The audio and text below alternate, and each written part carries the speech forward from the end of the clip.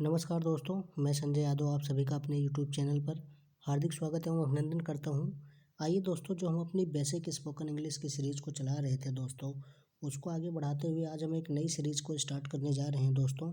कुछ समस्या होने के कारण दोस्तों वीडियोज़ आने में लेट हुआ, कुछ पर्सनल रीज़न की वजह से, उसके लिए माफ़ी चाहता हूँ।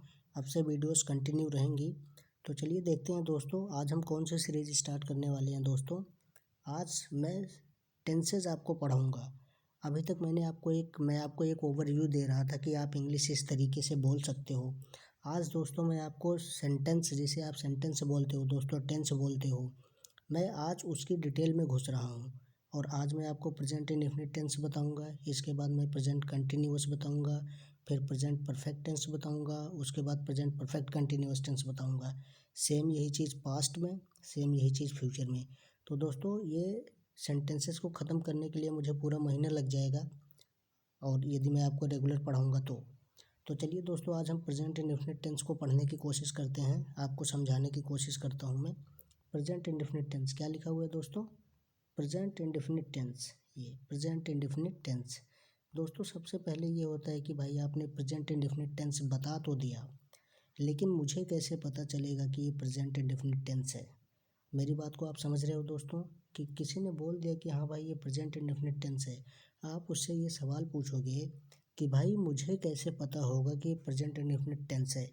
तो उसके लिए मैंने दोस्तों पहली लाइन में यही लिखा है कि आप पता कैसे करोगे कि ये प्रेजेंट इंडेफिनिट टेंस है या नहीं है।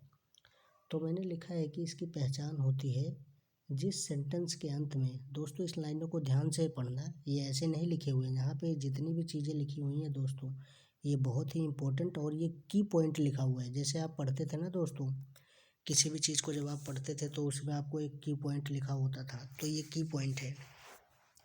तो इसकी पहचान क्या होती है दोस्तों? प्रेजेंट इंडेफिनिट टेंस की पहचान क्या होती है कि जिस भी सेंटेंस के अंत में, दोस्तों हिंदी पे मत जाना, हिंदी में गलत क्योंकि हिंदी में गलती हो सकती है दोस्तों लिखने में, तो उस पर मत जाना। आप कॉन्सेप्ट को समझने में ज़्यादा अपना ध्यान देना।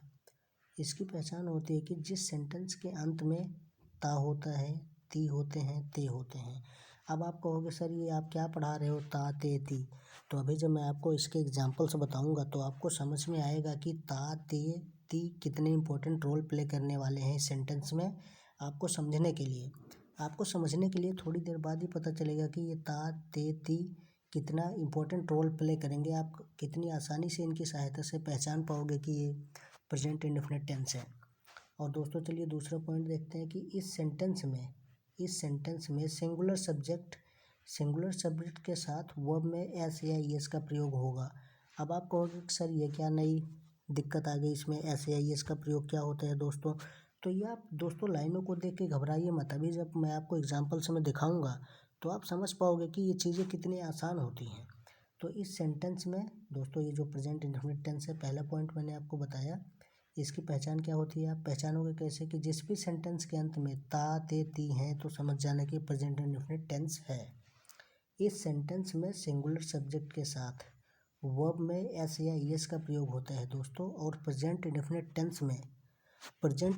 टेंस के पॉजिटिव सेंटेंसेस में, पॉजिटिव मतलब साधारण सेंटेंसेस दोस्तों, मैं आपको बता दूं, पॉजिटिव सेंटेंस में प्रेजेंट इंडेफिनिट टेंस की जो हेल्पिंग वर्ब होती है, जो कि मैंने लिखा हुआ है डू एंड डज, ये डू एंड डज, इसका यूज नहीं होता। इसका यूज कहाँ नहीं होता? प्रेजेंट इंडेफिनिट टेंस की ये हेल्पिंग वर्ब है डू एंड डज, बट इसका यूज हमेशा दोस्तों इंट्रोगेटिव या नेगेटिव में ही होगा, पॉजिटिव सेंटेंस में नहीं होता है। अब आप यहाँ पे मैंने आपको समझाया ना कि सिंगुलर सब्जेक्ट के साथ वर्ब में एस या ईएस का प्रयोग होता है।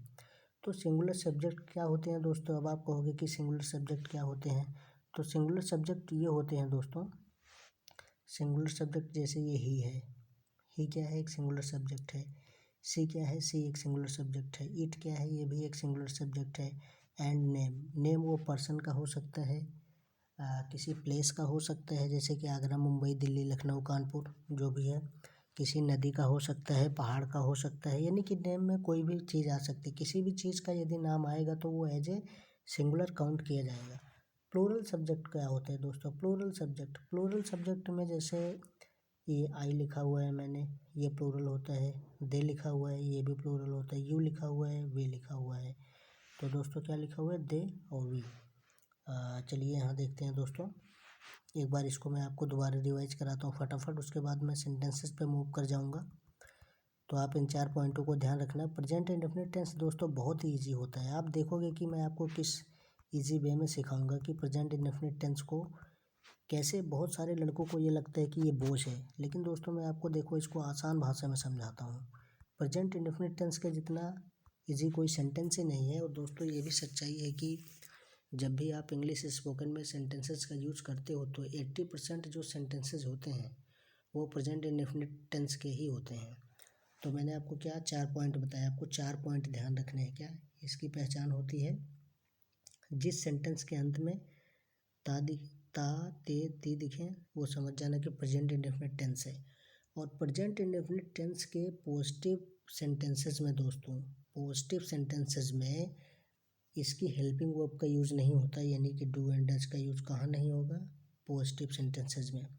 सिंगुलर सब्जेक्ट क्या है आप देख लो, ही सी इट एंड नेम, वो कुछ भी हो सकता है नेम, नदी के नाम, प्लेस का नाम, पर्वत का नाम, पहाड़ों का नाम। प्लूरल सब्जेक्ट क्या होता है दोस्तों? आई, दे, यू और वी। और इस सेंटेंस में सिंगुलर सब्जेक्ट के साथ वर्ब में एस का प्रयोग होता है दोस्तों। 3-4 बातें आपको ध्यान रखनी है। और अब हम चलते हैं अपने एग्जाम्पल्स पे। तो आइए दोस्तों मैं आपको आपके एग्जाम्पल से मैं दिखाता हूँ कि इतनी देर से मैं आपको जो समझा रहा था, आपका जो बेस बना रहा था। बेस बनाने का मतलब यही होता है दोस्तों कि कोई भी टीचर किसी चीज़ को एक्सप्लेन इसीलिए करता है कि आपको जब वो मेन चीज़ पढ़ाए, जैसे कि जब मैं आपको सेंटेंसेस पढ़ाऊँ तो आपको ये ना एहसास हो कि ये चीज़ कहाँ से आ गई। क्योंकि दोस्तों शुरू में टाइम थोड़ा ज़रूर लगेगा, लेकिन आपको समझने में आसानी होगी। तो चलिए देखते हैं एग्जाम्पल्स को अपने। पहला सेंटेंस क्या है दोस्तों? वह स्कूल जाता है। अब किसी ने बोल दिया कि वह स्कूल जाता है। अब वह स्कूल जाता है, अब आपने किसी ने आपसे पूछा कि भाई वह स्कूल जाता है, बताओ ये कौन सा टेंस है। किसी ने आपसे पूछा कि भाई वह स्कूल जाता है, बताओ ये कौन सा टेंस है। अब आप कहोगे वह स्कूल जाता है, जो टेंस है वो तो सिंपल है यार, लेकिन अब मुझे पता नहीं ये प्रेजेंट है, पास्ट है कि फ्यूचर है, या इंडेफिनिट है, कंटिन्यूअस है, परफेक्ट है या परफेक्ट कंटिन्यूअस है। तो आप फिर इसकी पहचान मैंने आपको इसीलिए बताई दोस्तों, जो मैंने आपको यहाँ पे बता रहा था कि जिस भी सेंटेंस के अंत में ता ते ती हैं तो समझ जाना कि प्रेजेंट इंडेफिनिट टेंस है। तो देखिए यहाँ पे दोस्तों इस सेंटेंस के अंत में क्या लिखा हुआ है? वह स्कूल जाता है। जाता, ये वाला ता की बात होती है, जाता है। वह स्कूल जाता है। तुम सब्जी खरीदती हो। खरीदना ये वर्ब है ना दोस्तों, वर्ब खरीदती, तो यहाँ पे ती आया। मैं फुटबॉल खेलता हूँ, यहाँ पे ता आया। उसके बाद दोस्तों वह कहानी लिखती है, ती आया क्योंकि प्रेजेंट इंडेफिनिट टेंस है। तुम गाना गाते हो, ता आया दोस्तों, यहाँ पे ते आया। मैं किताब पढ़ता हूँ, इसमें भी ता आया ये। तुम बात करते हो, बात करना मतलब टॉक, लेकिन करते हो तो यानी कि ये जो ते हैं, ता है, ते, ती, ता, ती, ता। तो इसी को मैं आपको वहाँ एक्सप्लेन कर रहा था कि दोस्तों जिस भी सेंटेंस के अंत में आपको ता ते ती दिखे तो आप समझ जाना कि प्रेजेंट इंडेफिनिट टेंस है। अब आप कहोगे कि सर अब इस लाइन का मतलब मुझे अब समझ में आ रहा है कि आपने इसको यहाँ पे क्यों लिखा हुआ था। तो दोस्तों मैंने इसीलिए इसको यहाँ पे लिखा हुआ था ताकि आपको सेंटेंसेस को समझने में आसानी हो। आई होप दोस्तों कि आपको समझ में आया होगा कि आप प्रेजेंट इंडेफिनिट टेंस को पहचानोगे कैसे। मैं उम्मीद करता हूँ कि आप पूरी तरीके से ये समझ चुके होंगे कि प्रेजेंट इंडेफिनिट टेंस को पहचाना कैसे जाए। जिस भी सेंटेंस के अंत में ता ते ती दिखे आपको समझ जाना कि प्रेजेंट इंडेफिनिट टेंस है। और प्रेजेंट इंडेफिनिट टेंस के पॉजिटिव सेंटेंसेस में दोस्तों इसकी हेल्पिंग वर्ब का यूज़ नहीं होता, जो कि है do and does. Positive sentences में सिर्फ एस या ई एस का यूज़ होगा वर्ब के साथ। अभी मैं आपको वो भी क्लियर करूँगा कि वर्ब क्या चीज़ होती है दोस्तों। पॉजिटिव सेंटेंसेस में अभी मैं आपको ये भी क्लियर करूँगा कि वर्ब क्या चीज़ होती है दोस्तों। जैसे मान लीजिए प्ले मतलब क्या होता है? खेलना। तो अगर आपको ये बोलना होगा कि अब आप कहोगे सर मुझे यहाँ पे समझाओ कि एस या ई एस का यूज़ कहाँ होगा। अब जैसे मैं एक वर्ड मीनिंग लिखता हूँ गो का मतलब जाना होता है। अब मैं इसमें एस लगाऊंगा तो ये अच्छा नहीं होता, ये गलत होता है। तो इसलिए दोस्तों यहाँ पे ई एस लगेगा। अगर ये गोज होगा तो सही है। अगर मैं ही के साथ गोज लिखूंगा तो ये सही माना जाएगा प्रेजेंट इंडेफिनिट टेंस में, क्योंकि गो मतलब जाना होता है, लेकिन प्रेजेंट इंडेफिनिट टेंस में ये नहीं लिखा जाएगा कि वह स्कूल जाना है, वह स्कूल जाता है, ये लिखा जाएगा। जाता है तो इसके अंत में ता आ जाएगा। ता आने का मतलब है कि ये प्रेजेंट इंडेफिनिट टेंस हो जाएगा। और जब प्रेजेंट इंडेफिनिट टेंस हो जाएगा तो मैंने आपको यही पढ़ाया दोस्तों कि जिस भी सेंटेंस के अंत में ता ते ती दिखे वह प्रेजेंट इंडेफिनिट टेंस होता है। और इसके पॉजिटिव सेंटेंसेस में, पॉजिटिव सेंटेंसेस का मतलब ये हो गया दोस्तों कि जिसमें इंट्रोगेटिव और नेगेटिव सेंटेंस नहीं होते हैं उसे पॉजिटिव सेंटेंस कहा जाता है। तो चलिए दोस्तों देखते हैं। वह स्कूल जाता है, वह स्कूल जाता है। तो मैंने अब उसी पिछले बेस पे आ जाओ दोस्तों कि मैंने जो आपको बताया था ना कि सेंटेंस बनाने की ट्रिक जो होती है वहीं पे आ जाओ। वह स्कूल जाता है आपने देखा था है, आप समझ गए कि प्रेजेंट इंडेफिनिट टेंस है। प्रेजेंट इंडेफिनिट टेंस में भी कौन सा टेंस है दोस्तों, ये एक पॉजिटिव सेंटेंस है, साधारण वाक्य है, पॉजिटिव सकारात्मक वाक्य है दोस्तों। पॉजिटिव मतलब जिसमें कि ना नकारात्मक भाव है इसका, ना प्रश्नवाचक भाव है। वह स्कूल जाता है तो वह की अंग्रेजी आपको पता ही है। सेंटेंस बनाने की ट्रिक क्या है, ही। क्या है दोस्तों, ही। सेंटेंस बनाने की ट्रिक क्या होती है दोस्तों, ही। अब आपको पता है, आप सबसे लास्ट में आओ यहाँ पे। जाता है, जाता है कि अंग्रेजी गो होती है, लेकिन ये प्रेजेंट इंडेफिनिट टेंस है। मैंने आपको बताया था कि दोस्तों इसमें एस या ई एस का यूज़ होता है, हेल्पिंग वर्ब का यूज़ नहीं होता। प्रेजेंट इंडेफिनिट टेंस में दोस्तों, प्रेजेंट इंडेफिनिट टेंस के पॉजिटिव सेंटेंसेस में इसकी हेल्पिंग वर्ब का यूज़ नहीं होता है। उसकी जगह पे वर्ब के साथ एस या ई एस का यूज़ होता है। तो इसमें वर्ब क्या है, गो। गो मतलब जाना। लेकिन दोस्तों इसमें ई एस लगेगा। ई एस क्यों लगेगा, अभी मैंने आपको यहाँ पे रूल पढ़ाया कि इस सेंटेंस में सिंगुलर सब्जेक्ट, सिंगुलर सब्जेक्ट मतलब ही, सिंगुलर सब्जेक्ट मैंने क्या बताया आपको, ही, शी, इट एंड नेम। इनके साथ यदि सब्जेक्ट के, यदि प्रेजेंट इंडेफिनिट टेंस में यदि सब्जेक्ट के स्थान पर ये यूज होंगे दोस्तों, ये यूज होंगे, तो इनके साथ जो वर्ब आएगी उसमें एस या ई एस का यूज होगा। डिपेंड करेगा कि उस वर्ब में एस लगता है या ई एस लगता है।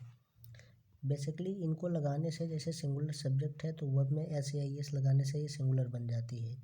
तो ही गोज़ टू स्कूल, आपको पता ही है जब आप कहीं डेस्टिनेशन पे जाते हो तो टू लिख के फिर प्लेस का नाम आता है। तो वह स्कूल जाता है, he goes to school. I hope दोस्तों कि मैं आपको जो कॉन्सेप्ट समझाने की कोशिश कर रहा हूँ आप बहुत अच्छे तरीके से समझ रहे होंगे। अगला है तुम सब्जी खरीदती हो। तुम सब्जी खरीदती हो, आपने देखा सेंटेंस के अंत में ती हो, यानी कि तुम सब्जी खरीदती हो। तो सब्जी खरीदती हो इसका मतलब ता आ गया, तो ये प्रेजेंट इंडेफिनिट टेंस है दोस्तों। क्या है, प्रेजेंट इंडेफिनिट टेंस है। तो जब प्रेजेंट इंडेफिनिट टेंस है तो अपने सेंटेंस बनाने का रूल क्या है, सब्जेक्ट से, ये मतलब तुम। पहले तुम की अंग्रेजी क्या लिखो, यू। तुम की अंग्रेजी क्या लिखो, यू।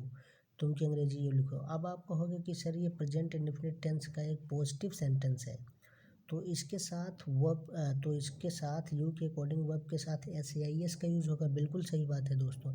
लेकिन वर्ब प्रेजेंट इंडेफिनिट टेंस में, प्रेजेंट इंडेफिनिट टेंस के पॉजिटिव सेंटेंस में दोस्तों एस या ई एस सिंगुलर सब्जेक्ट के साथ ही यूज़ होगा। जैसे कि यहाँ पे ही था तो इसके साथ जो वर्ब आई उसमें एस या ई एस का यूज़ हुआ। लेकिन ये प्लूरल सब्जेक्ट है, मैंने यहाँ पे लिखा हुआ है, मैंने यहाँ पे लिखा हुआ है कि आई, दे, यू, वी, ये प्लूरल सब्जेक्ट हैं, तो इनके साथ एस या ई एस का यूज़ नहीं होगा। तो तुम एक प्लूरल सब्जेक्ट है, इसलिए इसकी अंग्रेजी यू। और ख़रीदने की अंग्रेजी क्या होती है दोस्तों, ख़रीदने की अंग्रेजी होती है बाई। बाई मतलब ख़रीदना। तो you by the vegetables, you by the vegetables. तुम सब्जियां खरीदते हो या तुम सब्जियां खरीदती हो, यू बाई द वेजिटेबल्स। तुम सब्जियां खरीदती हो। अब अगला देखते हैं दोस्तों, अगला ठीक इसी तरीके से देखते हैं। अगला क्या है दोस्तों, अगला है मैं फ़ुटबॉल खेलता हूँ। क्या है, मैं फ़ुटबॉल खेलता हूँ। तो आइए आप सेंटेंस में, अब खेलता हूँ, खेलता हूँ, आपने देखा कि इस सेंटेंस के अंत में ता है, यानी कि खेलता हूँ या खेलते हो या खेलता है, हूँ, हो, कुछ भी हो सकते हैं, बस ता ती ते आपको देखना है। मैं फ़ुटबॉल खेलता हूँ तो मैं की अंग्रेजी आई लिख दिया आपने, फिर आप सेंटेंस के अंत में आ गए, आपने देखा कि खेलता हूँ। खेलता हूँ का मतलब क्या है दोस्तों कि प्रेजेंट इंडेफिनिट टेंस है। ये क्या है, प्रेजेंट इंडेफिनिट टेंस है। खेलता हूँ का मतलब प्रेजेंट इंडेफिनिट टेंस है। प्रेजेंट इंडेफिनिट टेंस क्यों है दोस्तों, क्योंकि इसकी पहचान होती है कि जिस भी सेंटेंस के अंत में ता ते ती आ जाए वो प्रेजेंट इंडेफिनिट टेंस होता है। तो मैं की अंग्रेजी आपने आई लिख दिया, आप लास्ट में आपने देखा प्रेजेंट इंडेफिनिट टेंस है। तो आपको पता है कि प्रेजेंट इंडेफिनिट टेंस में पॉजिटिव सेंटेंसेस में इसकी helping verb do and does का यूज़ नहीं होता है, उसकी जगह पे एस या ई एस का यूज़ होता है। लेकिन सिर्फ पॉजिटिव सेंटेंसेस में, इंट्रोगेटिव एंड नेगेटिव सेंटेंसेस में डू एंड डज का यूज़ होगा। तो मैं फुटबॉल खेलता हूँ, मैं की अंग्रेजी आई। उसके बाद प्ले, खेलने की अंग्रेजी क्या होती है दोस्तों? प्ले। अब आप कहोगे यहाँ पे एस या ई एस, तो यहाँ पे एस लगना चाहिए, यहाँ प्लेस हो जाना चाहिए, लेकिन नहीं दोस्तों। प्लेस कब होता है? जब यहाँ पे सिंगुलर सब्जेक्ट होता है, यानी कि जैसे वह, it, he, she, it name होता है कि he plays, she plays, it plays, तो ऐसा होता। लेकिन यहाँ पे आई है तो आई के साथ वर्ब में एस या ई एस का यूज़ नहीं होगा।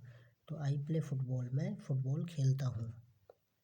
वह कहानी लिखती है, वह कहानी लिखती है। अब यहाँ पे किसी लड़की की बात हो रही है कि वह कहानी लिखती है दोस्तों। क्या लिखती है? कहानी लिखती है। यहाँ पे किसी लड़की की बात हो रही है दोस्तों कि वह कहानी लिखती है। वह कहानी लिखती है, तो वह की अंग्रेजी सी हो गई।